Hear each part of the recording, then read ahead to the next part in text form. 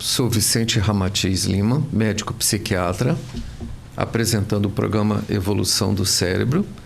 No episódio de hoje estaremos entrevistando o médico oftalmologista, Dr. Guilherme Fracalossi, que vai estar aqui nos orientando sobre as questões muito sérias nos dias de hoje, né? Que é o problema que as telas estão criando com as nossas crianças. Ele vai estar nos falando sobre como evitar e aprender a usar essas telas. Dr. Guilherme Fracalossi, nos fale um pouco de você, da sua formação.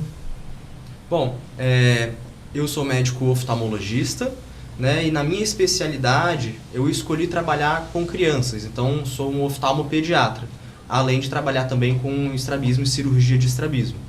É uma área que está cada vez mais em evidência, porque nós sabemos que com o advento das telas eletrônicas e toda a tecnologia nesse século XXI, isso tem influenciado cada vez mais a nossa saúde visual, especialmente a saúde visual das crianças, que ainda estão num processo de desenvolvimento das suas capacidades oculares e visuais. Eu sempre explico aos pais que as crianças, elas não nascem sabendo enxergar completamente como um adulto. Da mesma forma que a gente aprende a caminhar, a andar, a gente vai crescendo o nosso potencial de visão. E, no geral, esse crescimento ele se dá principalmente até os 2 anos de idade, depois de uma forma um pouco mais lenta, até por volta dos 6. Então, a criança ela vai saber, ela vai ter uma capacidade visual igual de adulto por volta dos 5, 6 anos de idade. Daí vem muita importância da prevenção e de tudo aquilo que ocorre nessa fase da infância mesmo, especialmente a primeira infância. Muitas doenças surgem, né, dessas questões, né? Por exemplo, a miopia. O que é miopia? Então, a miopia tem sido cada vez mais frequente nessa faixa etária de crianças, adolescentes e adultos. A miopia é a dificuldade de enxergar para longe, que a gente corrige na faixa das crianças com grau de óculos ou lente de contato e quando adultos até cirurgia refrativa. A miopia, ela normalmente se estabelece nessa faixa de crianças e ela pode ir aumentando ao longo do tempo. No geral, se estabiliza com 18 anos de idade. E o que a gente tem percebido é que com um maior tempo de exposição às telas eletrônicas e uma observação também naquela época de pandemia, em que as pessoas ficaram mais em casa, ficaram mais em ambientes fechados, as taxas de miopia, tanto de incidência, né, maior frequência na população, quanto o valor da miopia, miopias mais altas, elas se intensificaram. Então, nós temos essa demanda muito maior em relação à miopia mais recentemente, com essas mudanças comportamentais, sociais e especialmente o uso de telas eletrônicas, o celular principalmente. Você nos falou da miopia especificamente. Quais outros problemas que podem acontecer além da miopia por esse uso excessivo de telas? Essa é uma pergunta que assim, é muito importante, muito frequente. Os pais no consultório sempre nos trazem esse questionamento. Apesar da miopia ser, né, o mais divulgado, no carro-chefe em relação às alterações oftalmológicas relacionadas às telas eletrônicas, nós também temos muito a questão do cansaço visual, que a gente oftalmologista chama de astenopia.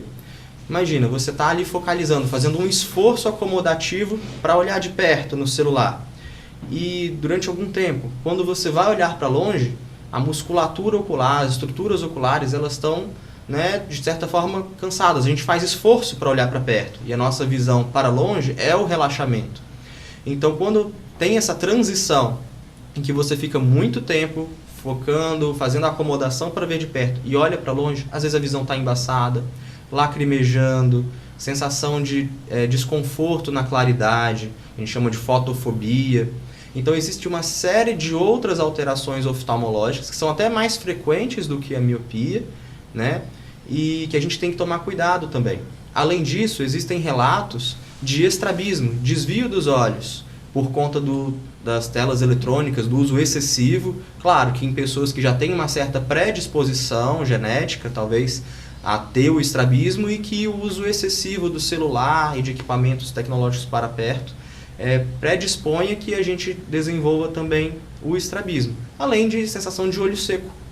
Antigamente, olho seco era uma questão mais de adultos, idosos, e hoje em dia, mesmo em crianças, a gente vê sintomas de olho seco, deficiência na produção de lágrimas, piscar insuficiente, quando a gente está muito focado, né, em leitura, atividades para perto, a gente pisca menos, né, lubrifica menos os olhos. Isso tudo já é comprovado e já aparece para a gente também no consultório, mesmo em crianças. Além de toda a questão comportamental, social, emocional, relacionada, né, ao uso excessivo das telas eletrônicas. Você falou a questão do olho seco, né? E sempre existe uma discussão entre pessoas leigas e o Dr. Google como informante a respeito da utilização de colírios em crianças. Uhum. Existe ou não existe a indicação de colírio para crianças que ficam muito tempo na tela, pelo menos como forma de atenuar essa questão do olho seco? Ah, sim. O colírio, ele é uma medicação, como todas as outras medicações, né, comprimidos e tudo. Então, o colírio ele pode ser utilizado, mas deve ser utilizado sob a supervisão de um profissional. Então, existem casos, sim, que nós prescrevemos o uso de colírio para as crianças, mas é importante ter essa consulta inicial, saber qual é a questão que está acontecendo. Nós fazemos exames específicos para saber qual é o quadro, qual que é a causa, fazer essa modificação primeiro do ambiente, do comportamento, e se for o caso do uso de colírio, a gente prescreve sim, e é possível. Claro, sempre sob a supervisão de um especialista, né, em oftalmologia pediátrica, para que não tenha efeitos adversos, para que não seja utilizada a medicação incorreta, porque é muito comum que as pessoas leigas achem que colírio é uma coisa só. O colírio é um medicamento que vai limpar os olhos. Mas existem diversos tipos de colírio, cada um com a sua substância, cada um com a sua indicação específica. Até com antibiótico, né? Exato. Esses colírios que a gente compra sem prescrição na farmácia, eles ajudam realmente ou acabam sendo nocivos? Pois é, existem alguns colírios que estão ali disponíveis nos balcões das farmácias em que existem efeitos adversos. Então, não é interessante, especialmente em crianças, né? Igual eu falei, que ainda estão com o processo de formação da visão, desenvolvimento ocular. Não recomendo o uso, né, de colírios, principalmente esses que estão disponíveis em balcões de farmácia, para fazer algum tipo de tratamento específico. O ideal é primeiro procurar um médico oftalmologista especialista. Em geral, o que pode indicar que está na hora de levar a criança para o oftalmologista? Quais são assim, os sinais, sintomas que a criança vai estar apresentando? Isso é muito interessante. Muitas crianças elas vêm encaminhadas, às vezes pelo professor. O professor adverte os pais que há um comprometimento do rendimento escolar, ou da atenção, ou dificuldade, né, nas tarefas acadêmicas, e que, no geral, a primeira suspeita acaba sendo as alterações visuais mesmo. Então, existe essa questão escolar, mas muito antes disso, é importante lembrar que a primeira consulta com o médico oftalmologista, idealmente, deve ser feita entre 6 meses e 1 ano de vida. Então, mesmo os bebês, eles têm a indicação de, por rotina, por prevenção, se consultar com um médico oftalmologista. E a partir daí, a gente vai fazer a avaliação e, no geral, a gente recomenda consultas oftalmológicas de rotina de ano em ano. Então, mesmo que não haja nenhum tipo de sinal e de sintoma, a criança já deve ter o seu médico oftalmopediatra para fazer as consultas de rotina, prevenção, educação em saúde, avaliar os fatores de risco ambientais, genéticos, o histórico familiar dela, para a gente trabalhar cada vez mais com a prevenção. Mas é muito comum piscar excessivo, lacrimejamento, queixa de turvação visual. E o alerta mais importante existem casos em que há alterações oculares em um dos olhos e o outro não. Então a criança às vezes não consegue perceber que a visão está sendo afetada. Ou ainda a criança já enxerga de uma forma um pouco mais embaçada, mas para ela aquilo é normal. Ela não sabe dizer muito bem se o que ela está tendo é uma alteração mesmo. As crianças não queixam muito, né, no geral. Então é importante saber os sinais e sintomas que trazem as crianças ao oftalmologista, mas saber que muitas doenças são silenciosas. E por isso a gente precisa de um acompanhamento mesmo preventivo, de rotina. Poxa vida, você falando isso de levar a criança a partir dos 6 meses, né? Pena que a sua especialidade, oftalmologia, assim como a minha, psiquiatria, tem poucos profissionais para uma população tão grande, né? Numa sociedade ideal, nós estaríamos levando as nossas crianças a partir dos 6 meses para estar começando essa avaliação oftalmológica, né? Eu vou repetir de novo uma pergunta. Qual o primeiro sinal, assim, que o pai deve notar? Porque quando não tem indicação dos professores, nem todas as escolas têm bons professores que estão atentos e preocupados com o desempenho do estudante. Para os próprios pais, o que são sinais principais de estar levando o filho? Porque existe aquela coisa de largar, ele é preguiçoso mesmo, ele não está se interessando, ele não adianta, ele não gosta de leitura, ou ele é meio TDAH, ele não se envolve. Quais os sinais? O que chama atenção? Acho que o que mais chama atenção é essa questão, desinteresse nas atividades do dia a dia, nas atividades acadêmicas. Em segundo lugar, piscar excessivo. Às vezes as crianças elas estão piscando muito. Piscar excessivo. Como forma de reflexo, né, em relação ao cansaço visual, em relação à diminuição da lubrificação dos olhos. E dor de cabeça também é muito frequente a gente atender já crianças com queixas de dor de cabeça, cefaleia.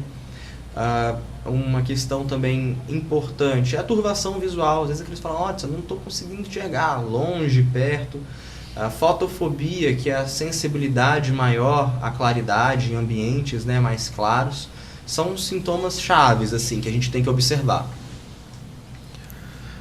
Vou te colocar uma pergunta difícil.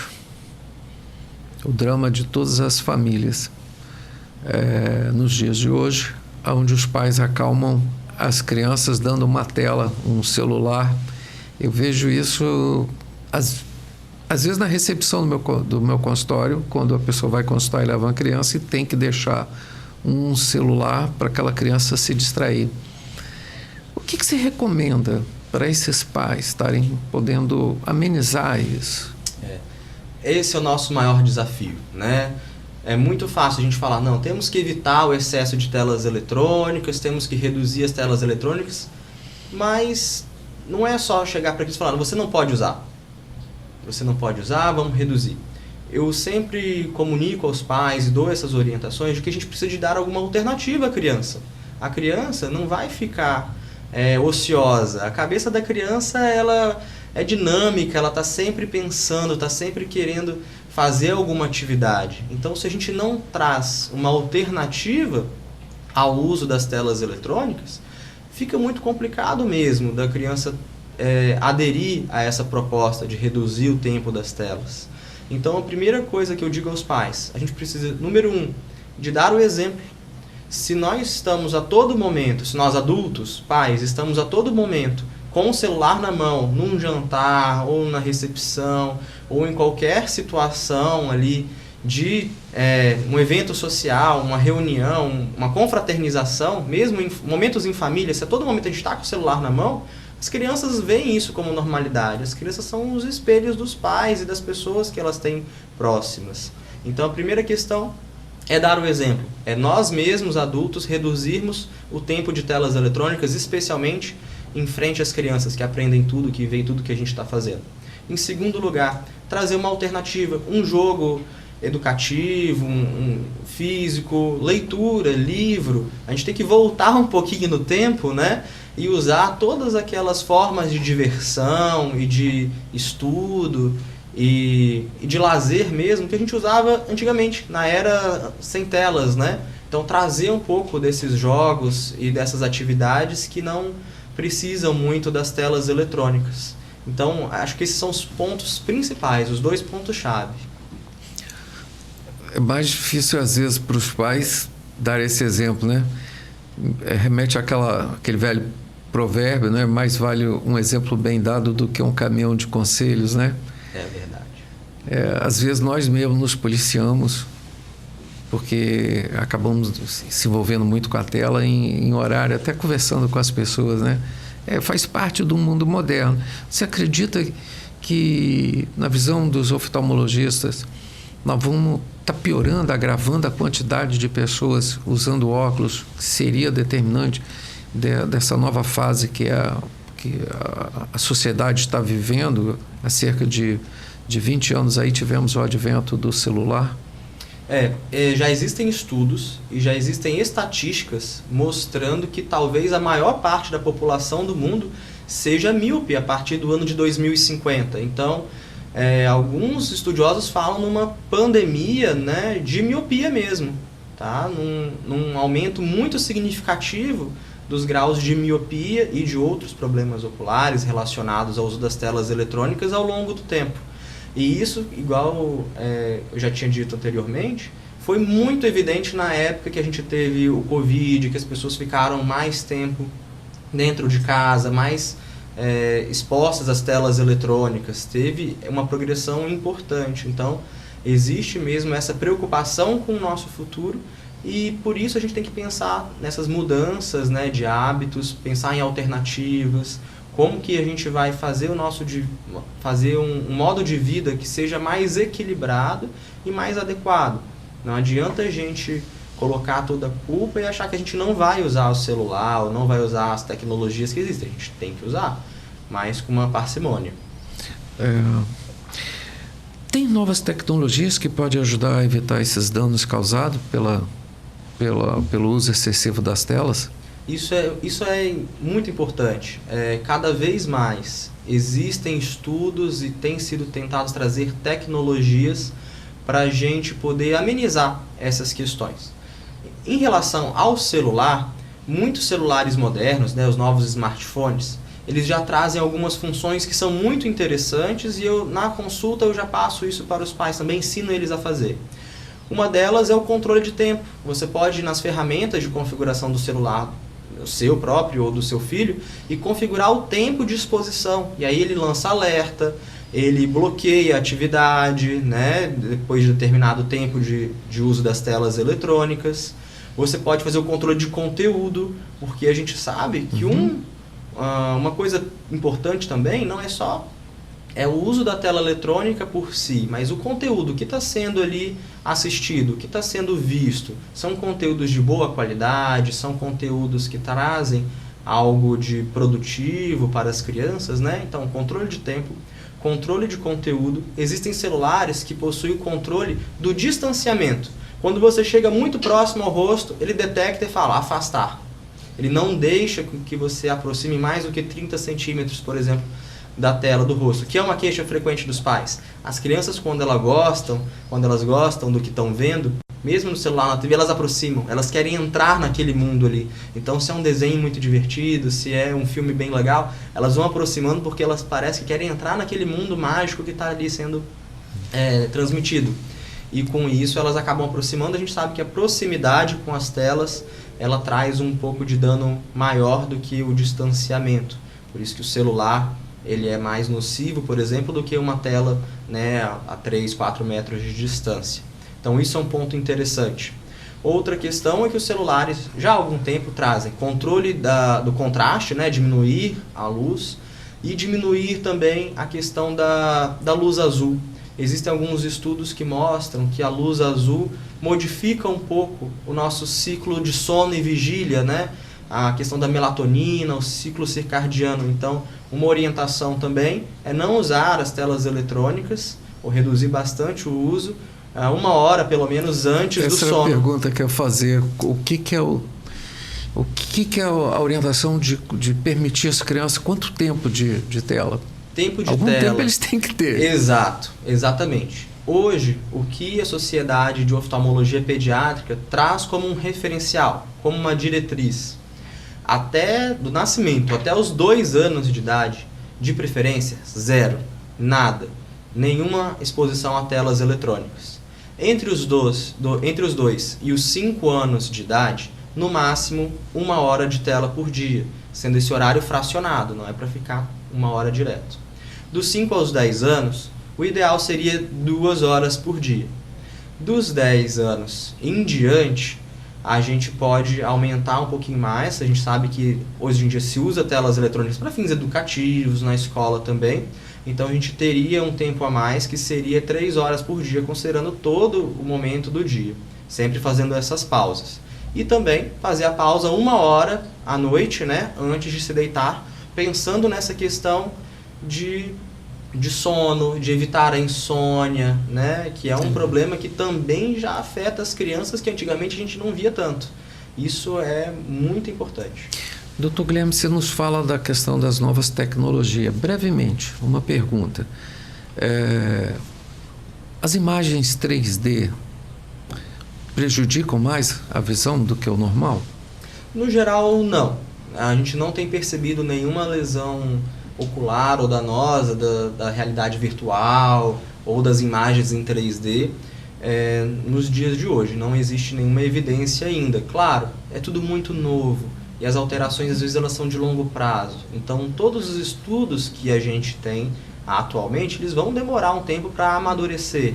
A ciência, ela tem um certo período de amadurecimento e de a gente poder ver quais são os resultados de longo prazo das novas tecnologias às quais nós somos expostos.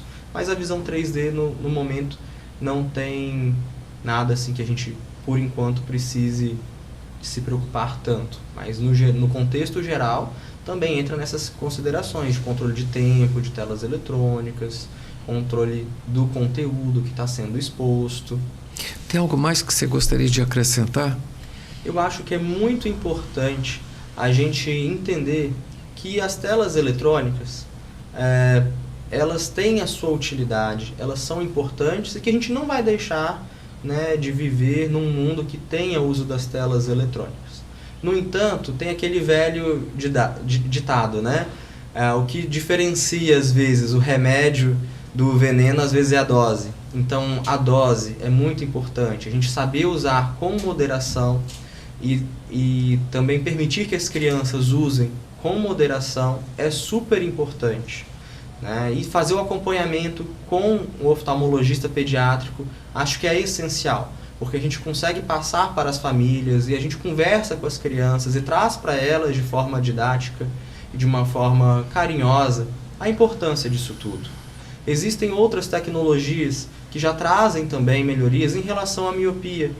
Antigamente, quando a miopia surgia ou ia crescendo, né, a cada ano, a gente ia modificando o grau do óculos, a gente ia correndo atrás do prejuízo. Se a miopia era de 1, o grau de óculos era 1 no ano, e no ano seguinte passava para 2, a gente ajustava o óculos.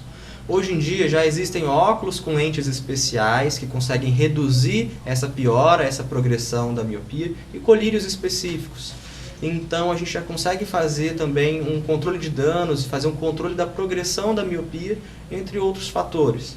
Então é somar as questões ambientais e questões no nosso dia a dia, com também um acompanhamento especializado, que é muito importante. Acho que esse é o principal caminho. A questão da cirurgia de miopia, a partir de qual idade? A cirurgia para a gente corrigir a miopia, ela é indicada a partir dos 18 anos de idade e a partir do momento que se há uma estabilidade da miopia. Então, quando o adulto, né, com 18 anos de idade, tem o interesse de fazer a cirurgia refrativa, que é a cirurgia que corrige a miopia, é feita uma série de exames para ver se ele é possível candidato, se não vai ter nenhuma questão adversa a essa cirurgia, e um acompanhamento. Como algum outro tipo de transtorno, né? Exatamente. Exatamente. É feito um acompanhamento para ver se o grau está estabilizado, se não vai desenvolver nenhuma questão relacionada à cirurgia, mas precisa pelo menos atualmente ter 18 anos de idade, a partir dos 18 anos. E até lá a gente faz o dever de casa, que é fazer o controle, né, desse crescimento da miopia, porque é muito mais seguro e mais fácil você fazer uma cirurgia em graus baixos do que em graus altos. Então não é para a população pensar que posso ter miopia à vontade, que com 18 anos vou fazer uma cirurgia que como mágica vai resolver. Não é bem assim, né? Tem toda essa questão a ser pensada também. A gente faz todo o tratamento preventivo até os 18 anos para ter a menor miopia possível, caso ela exista, para facilitar depois a possibilidade de um procedimento cirúrgico. Dr. Guilherme, obrigado pelas suas realmente preciosas informações. No programa Evolução do Cérebro, hoje recebemos o Dr. Guilherme Fracalossi, que nos falou sobre a questão das dificuldades que o uso excessivo de telas tem causado nas crianças, na população de uma maneira geral. Estaremos aqui semanalmente apresentando novos convidados, falando sobre temas diversos referentes à evolução do cérebro. Obrigado.